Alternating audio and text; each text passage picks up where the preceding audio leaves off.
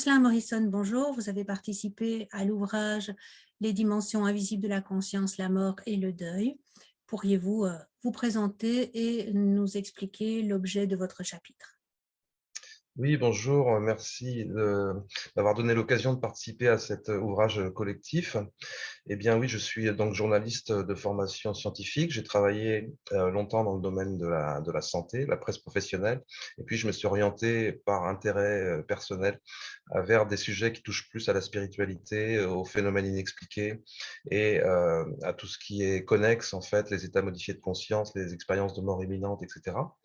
Et dans ce livre collectif, je propose un chapitre sur la façon dont les informations qui viennent aujourd'hui de la science contemporaine, la science dure, notamment la physique quantique en particulier, mais aussi les neurosciences, finalement nous révèlent des informations qui convergent avec les enseignements de la spiritualité venus du fond des âges, notamment de l'hindouisme, du bouddhisme, des chamanismes aussi encore plus anciens, qui nous disent que finalement le monde tel qu'on le perçoit n'est qu'une apparence, une projection de quelque chose de plus profond, hein, qu'on appelle parfois un arrière-monde, et que cette réalité-là, elle est sous-jacente à ce qui apparaît, et que cette réalité-là, elle nous unit, elle constitue un socle commun en fait à tout ce qui existe, et donc elle relie finalement tout ce qui existe, et notamment tous les êtres vivants, nous sommes reliés, nous ne sommes pas séparés.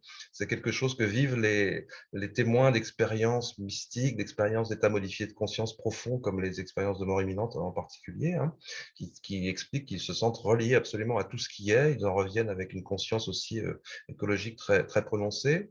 Et dans ce chapitre, je développe donc les arguments qui viennent de la science, qui viennent de la philosophie aussi, pour expliquer que peut-être la meilleure façon de décrire les choses, c'est de considérer que toute la réalité est de nature mentale finalement, et de nature psychique, et que même la matière apparaît finalement dans notre conscience, et que la matière est une espèce de catégorie secondaire d'existence, mais que la première réalité, la réalité primordiale, c'est la conscience. Donc, c'est une espèce de renversement de perspective, un peu troublant peut-être pour certains, mais il y a beaucoup d'arguments aujourd'hui qui permettent de présenter les choses comme ça de manière absolument sérieuse.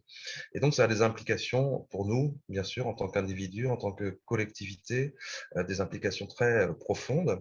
Et notamment, moi, j'aime bien la description qu'en fait un philosophe anglais qui s'appelle Tim Freke, qui parle de la nécessité d'un développement unidividuel, c'est-à-dire une unidividuation. Donc, on doit devenir à la fois un individu donc identifié en tant qu'individu, en tant que personnalité, mais relié finalement, relié à tout ce qui existe, relié à tous les autres.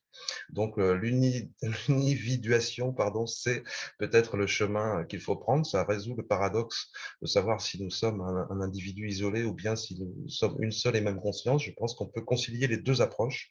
Nous avons une conscience individuelle, oui, nous existons comme un être individué, comme disait Jung, mais nous sommes l'espèce d'émanation d'une seule conscience primordiale.